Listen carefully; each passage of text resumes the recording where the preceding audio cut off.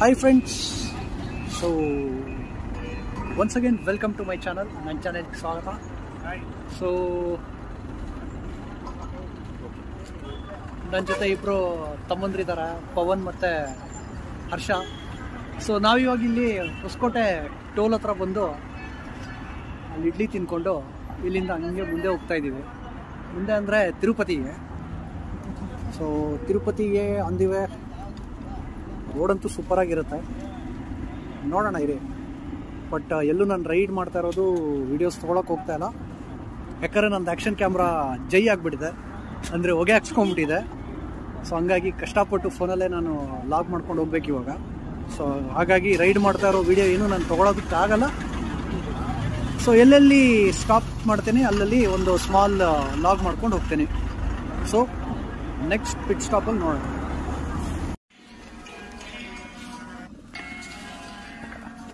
Video ಮಾಡ್ಬೇಕಾದ್ರೆ disturb ಮಾಡ್ತಾ ಇದ್ದಾನೆ, ಯಾವುದೋ ನಾಯಿದೆಲ್ಲ ರೀಲ್ಸ್ ಮಾಡೋದಕ್ಕೆ.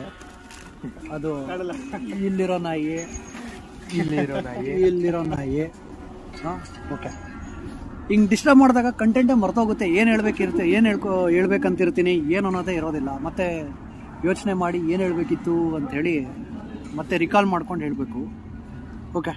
ಸೊ ಹೊಸಕೋಟೆ ಹತ್ರ ಲೈಟಾಗಿ ಏನಾದ್ರು ತಿನ್ನೋಣ ಅಂಥೇಳಿ ಒಂದೆರಡು ಇಡ್ಲಿ ತಿಂದ್ಬಿಟ್ಟು ಅಲ್ಲಿಂದ ಮುಂದೆ ಬಂದು ಕೋಲಾರ ದಾಟ್ಕೊಂಡು, ಕೋಲಾರಿಂದ ಮುಂದೆ ಬಂದು ಯಾವುದಪ್ಪ ಇದು, ಮುಂದೆ ಟೋಲ್ ಗೇಟ್ ಇದೆ 500 ಮೀಟ್ರಲ್ಲಿ ಅಂತ ಬೋರ್ಡ್ ಇದೆ. ಲ್ಯಾಂಕೋ ಅಂತ ಹೇಳ್ಬಿಟ್ಟಂತೆ. ಸೊ ಇಲ್ಲೇ ಒಂದು ಟೀ ಕುಡಿಯೋಣ ಅಂಥೇಳಿ ಜಸ್ಟ್ ಹಂಗೆ ಸ್ಟಾಪ್ ಮಾಡಿದ್ವಿ. ಊರ ಹೆಸರು ಹನುಮನಹಳ್ಳಿ ಕ್ರಾಸ್. ರೋಡ್ ಅಂತೂ ಬ್ಯೂಟಿಫುಲ್ ಆಗಿದೆ. ಖಾಲಿ ರೋಡ್ ನೋಡ್ಬಿಟ್ಟು ಪಾಪ ಇಬ್ರು ದಬಾಯಿಸ್ಕೊಂಡು ಬಂದಿದ್ದು. ಸೊ ಇಲ್ಲಿ ತೋರಿಸ್ತೀನಿ ನೋಡಿ. ಇದು 150 ಅಂದರೆ 150cc. ಓಕೆ, ಇದು 250cc. ಇಲ್ಲಿದೆ ಹೋಂಡಾ ಹೈನೆಸ್ 350cc. ಸೊ 1 2 3. ಅನ್ಫಾರ್ಚುನೇಟ್ಲಿ 2 ಮತ್ತು 3 1ನ ಫಾಲೋ ಮಾಡ್ತಾ ಇದಾರೆ. Very funny. ಗುಡ್. ರೋಡು ಚೆನ್ನಾಗಿದೆ, ಖಾಲಿ ಇದೆ. ವೆದರು ತುಂಬ ಚಿಲ್ಡ್ ಇದೆ. ಸೊ ನಮ್ಮ 3 ಜನ ಥರ ಇಲ್ಲೂ ಒಂದು 3 ನಾಯಿ ಮರಿಗಳಿದೆ. ವ್ಯತ್ಯಾಸ ಏನು ಅಂದರೆ ನಾವು ಗಾಡಿಯಲ್ಲಿ ಓಡಾಡ್ತಾ ಇದ್ದೀವಿ, ಅವು ಇಲ್ಲೇ ಓಡಾಡ್ಕೊಂಡಿರುತ್ತೆ ಅಷ್ಟೇ. ಸೊ ಇಲ್ಲಿಂದ ಇನ್ನೊಂದು 5 ನಿಮಿಷ ಬ್ರೇಕ್ ತೊಗೊಂಡು ಮತ್ತು ನೆಕ್ಸ್ಟ್ ಟೋಲ್ ಸಿಗೋವರೆಗೂ ಅಂತ ಹೋಗೋದು. ಟೋಲ್ ಸಿಕ್ಕಿದ್ಮೇಲೆ ಅಲ್ಲಿ ಮತ್ತೆ ಕಾಫಿ ಇಲ್ಲ ಟೀ ಕುಡಿಯೋಕ್ಕೆ ನಿಲ್ಲಿಸೋದು. ಅಲ್ಲಿ ಒಂದು ಲಾಗ್ ಮಾಡೋಣ. ಓಕೆ, ಚಲೋ.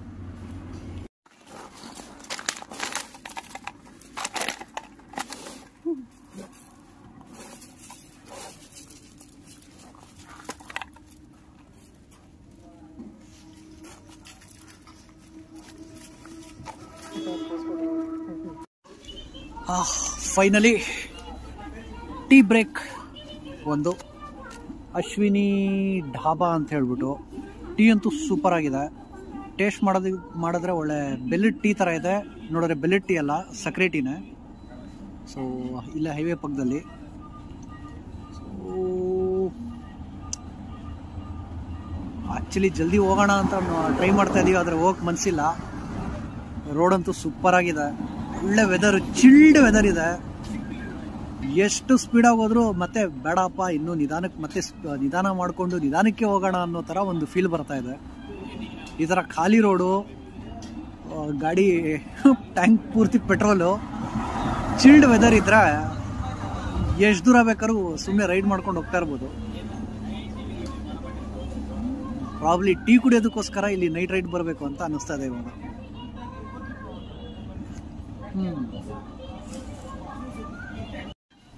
ಸೊ ಈ ನೈಟ್ ರೈಡಲ್ಲಿ ಒಂದು ಎಕ್ಸೈಟಿಂಗ್ ಏನಪ್ಪ ಅಂದರೆ, ನಿದ್ದೆ ಅಂತೂ ಡೆಫಿನೆಟ್ಲಿ ಬರಲ್ಲ, ಯಾಕಂದರೆ ಫುಲ್ ಫೋಕಸ್ ರೋಡ್ ಮೇಲಿರುತ್ತೆ, ಗಾಡಿ ಮೇಲಿರುತ್ತೆ.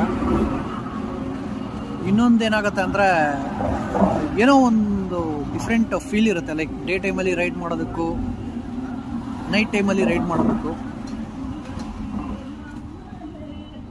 ಮೋರ್ ಓವರ್ ಒಂಥರ ಭಯ ಇರುತ್ತೆ. ಯಾಕಂದರೆ ನನ್ನ ಜೊತೆ ಇಬ್ಬರು ಕೋತಿಗಳಿದ್ದಾರೆ. ಒಬ್ಬ ಬುರ್ರ್ ಅಂತ ಮುಂದೆ ಹೋಗ್ತಾನೆ, ಮಧ್ಯದಲ್ಲಿ ನಾನು ಬರ್ತೀನಿ, ಇನ್ನೊಬ್ಬ ಹಿಂದೆ ಉಳ್ಕೊತಾನೆ. ಹಿಂದೆ ಉಳ್ಕೊಂಡು ಅವ್ನು ಬರಲಪ್ಪ ಅಂತ ನಾನು ಕಾಯ್ತಾ ಇರ್ತೀನಿ. ಅಷ್ಟ್ರಲ್ಲಿ ಮುಂದೆ ಹೋಗಿರೋನು ಅಲ್ಲೆಲ್ಲೋ ಸ್ಲೋ ಮಾಡ್ತಾನೆ, ಮತ್ತೆ ಡ್ರ್ ಅಂತ ಹಿಂದೆ ಬರ್ತಾನೆ. ಸೊ ಇವರಿಬ್ರು ಮಧ್ಯೆ ನಾನು ಸಿಗಾಕೊಂಡು ಹಿಂದೆ ಮುಂದೆ ನಾನು ಹೋಗ್ತಾ ಇದ್ದೀನಿ. But good. ಸೊ ಲೈಕ್ 2-3 ಜನ ಈ ಥರ ನೈಟ್ ರೈಡ್ ಬರ್ತೀವಿ ಅಂದಾಗ ಒಂದು ರೈಡಿಂಗ್ ಮೆಂಟಾಲಿಟಿ ಏನಿರುತ್ತೆ, ಸಿಂಕ್ ಆದಾಗ ರೈಡ್ ಮಾಡೋದಕ್ಕೆ ಒಳ್ಳೆ ಎಂಜಾಯ್ಮೆಂಟ್ ಇರುತ್ತೆ.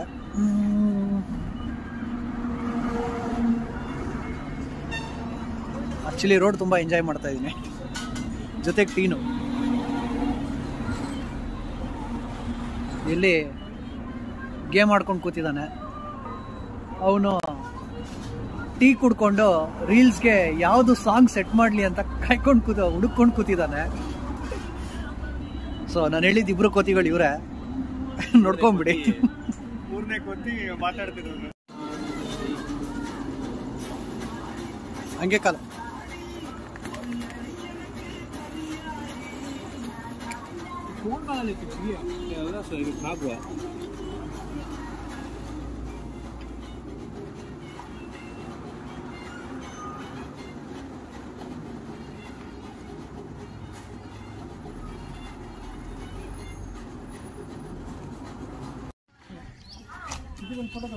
High again. ಸೊ ನಾವು ತಿರುಪತಿಗೆ ಬಂದಿದ್ದೀವಿ, ಆದರೆ ಇನ್ನೂ ತಿಮ್ಮಪ್ಪನ ದರ್ಶನ ಮಾಡಿಲ್ಲ. ಅದ್ರ ಬದಲು ಅದಕ್ಕೆ ಮುಂಚೆ ಈಶ್ವರನ ದರ್ಶನ ಮಾಡೋಣ ಅಂತ ಒಂದು ದೇವಸ್ಥಾನಕ್ಕೆ ಬಂದಿದ್ದೀವಿ. ಗುಡಿ ಮಲ್ಲಂ ಅಂತ ಊರಿದು. ಕಾಳಹಸ್ತಿಗೆ ಹೋಗೋದು ರೂಟಲ್ಲಿ ನಿಮಗೆ ಸ್ವಲ್ಪ ಒಳಗಡೆಗೆ ಬರಬೇಕು. ಇಲ್ಲಿ ಬಸ್ ಫೆಸಿಲಿಟಿ ಇದೆ, ಬಟ್ ಎಲ್ಲಿಂದ ಏನು ಸ್ಟಾಪು ಅದೆಲ್ಲ ಗೊತ್ತಿಲ್ಲ, ಯಾಕಂದರೆ ನಾವು ಬೈಕಲ್ಲಿ ಬಂದಿದ್ದಲ್ಲ. ಸೊ ಇಲ್ಲಿ ದೇವಸ್ಥಾನದಲ್ಲಿ ಸ್ಪೆಷಲ್ ಏನಂದರೆ, ನಾರ್ಮಲಾಗಿ ಈಶ್ವರನ ದೇವಸ್ಥಾನದಲ್ಲಿ ನೀವು ಈಶ್ವರನದು ಒಂದು ಆಕಾರ ಏನಿದೆ ಲಿಂಗದ ಆಕಾರದಲ್ಲಿ ನೋಡಿರ್ತೀರ. ಇಲ್ಲಿ ಒಂದು ಮೂರ್ತಿ ಆಕಾರದಲ್ಲಿದೆ, ಮತ್ತು ಇಲ್ಲಿ ದೇವ್ರನ್ನ ಪರಶುರಾಮೇಶ್ವರ ಅಂಥೇಳಿ ಕರೀತಾರೆ.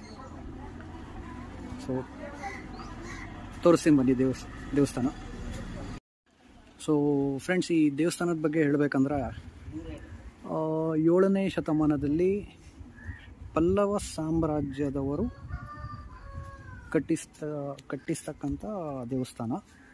ಈ ದೇವಸ್ಥಾನದಲ್ಲಿ ಒಂದು ಸ್ಪೆಷಲ್ ಏನಂದರೆ, ನೀವು ದಕ್ಷಿಣ ಭಾರತ ಸೌತ್ ಇಂಡಿಯಾದಲ್ಲಿ ಯಾವುದೇ ದೇವಸ್ಥಾನದಲ್ಲಿ ಅಂದರೆ ಒಂದು ಈಶ್ವರನ ದೇವಸ್ಥಾನದಲ್ಲಿ ಹೋಗಿ ನೋಡಿದ್ರೆ, ಐದರ್ ಒಂದು ಈಶ್ವರ ನಿಮಗೆ ಲಿಂಗದ ಆಕಾರದಲ್ಲಿ ನೋಡ್ಬೋದು, ಇಲ್ಲಾಂದರೆ ಆ ಲಿಂಗದಲ್ಲಿ ಬರೀ ಮುಖ ಮಾತ್ರ ಇರುತ್ತೆ. ಆದರೆ ಇಲ್ಲಿ ಈ ದೇವಸ್ಥಾನದಲ್ಲಿ ಕಂಪ್ಲೀಟ್ ಒಂದು ಮೂರ್ತಿ ಆಕಾರ, ನಿಂತ್ಕೊಂಡಿರೋ ಭಂಗಿಯಲ್ಲಿ ಮೂರ್ತಿ ಆಕಾರದಲ್ಲಿ ಇಲ್ಲಿ ನೀವು ದೇವ್ರನ್ನ ನೋಡ್ಬೋದು. ಸೊ ನಾನು ಬರೀ ದೇವಸ್ಥಾನದ ಔಟ್ಸೈಡ್ ಮಾತ್ರ ನಿಮಗೆ ತೋರಿಸ್ತಾ ಇದ್ದೀನಿ, ಯಾಕಂದರೆ ಧಾರ್ಮಿಕ ಭಾವನೆಗಳಿಗೆ ಧಕ್ಕೆ ಬರಬಾರ್ದು ಅಂಥೇಳಿ ಒಳಗಡೆ ನಾನು ವಿಡಿಯೋ ಯಾವುದೂ ಮಾಡ್ತಾಯಿಲ್ಲ. ಸೊ ಇಲ್ಲಿ ದೇವಸ್ಥಾನಕ್ಕೆ ಬಂದರೆ ನಿಮಗೆ ಸುಬ್ರಹ್ಮಣ್ಯ ಸ್ವಾಮಿ, ಆಮೇಲೆ ಆನಂದವಳ್ಳಿ ಅಮ್ಮವರು, ಆಮೇಲೆ ಸೂರ್ಯದೇವರು, ಇಷ್ಟು ದೇವರು ನಿಮಗೆ ಆಚೆ ಸಿಗ್ತಾರೆ, ಅಂದರೆ ದರ್ಶನ ಮಾಡೋದಕ್ಕೆ. ಸೊ ಒಳಗಡೆ ಅಂದರೆ ಮೇಯ್ನ್ ಈಶ್ವರನ ದೇವಸ್ಥಾನ ಏನಿದೆ, ಸೊ ಅಲ್ಲಿ ನಿಮಗೆ ದೇವಸ್ಥಾನದ ಒಳಗಡೆ ಆ ಒಂದು ಈಶ್ವರ ಏನೊಂದು ನಿಂತಿರೋ ಮೂರ್ತಿ ಆಕಾರದಲ್ಲಿದೆ, ಆ ಒಂದು ದೇವ್ರನ್ನ ನೀವು ದರ್ಶನ ಮಾಡ್ಬೋದು. ಸೊ ಇಲ್ಲಿ ನಾನು ಹೇಳ್ದಂಗೆ ಒಂದು ನಿಮ್ಮ ಪ್ರೈವೇಟ್ ವೆಹಿಕಲ್ಸ್ ಇದ್ದರೆ ಬರೋದಕ್ಕೆ ಅಥವಾ ಇಲ್ಲಿ ದೇವಸ್ಥಾನ ಬಂದು ಹೋಗೋದಕ್ಕೆ ಈಸಿ ಆಗುತ್ತೆ. ಸುಮಾರು ಜನ ಕಾಳಹಸ್ತಿಗೆ ಹೋಗ್ತಾರೆ, ಆದರೆ ಕಾಳಹಸ್ತಿಗೆ ಹೋಗೋರಿಗೆ ಎಷ್ಟೊಂದು ಜನಕ್ಕೆ ಇಲ್ಲಿ ಈ ಒಂದು ದೇವಸ್ಥಾನ ಇದೆ ಅಂತ ಗೊತ್ತಿಲ್ಲ. ಸೊ ಇಲ್ಲಿ ಜಾಸ್ತಿ ನಾನು ಹೇಳ್ದಂಗೆ ಲೋಕಲ್ ತುಂಬ ಜನ ಬರ್ತಾರೆ, ತಮಿಳ್ನಾಡಿಂದ ಮತ್ತು ಆಂಧ್ರ ಪ್ರದೇಶದಿಂದ.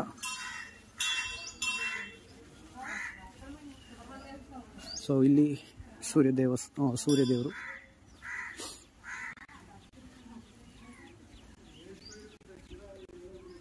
ಚೆನ್ನಾಗಿದೆ. ತೀರಾ ಏನು ಅಂತ ಡಿಸ್ಟರ್ಬೆನ್ಸ್, ಜಾಸ್ತಿ ಜನ ಅಥವಾ ಒಂದು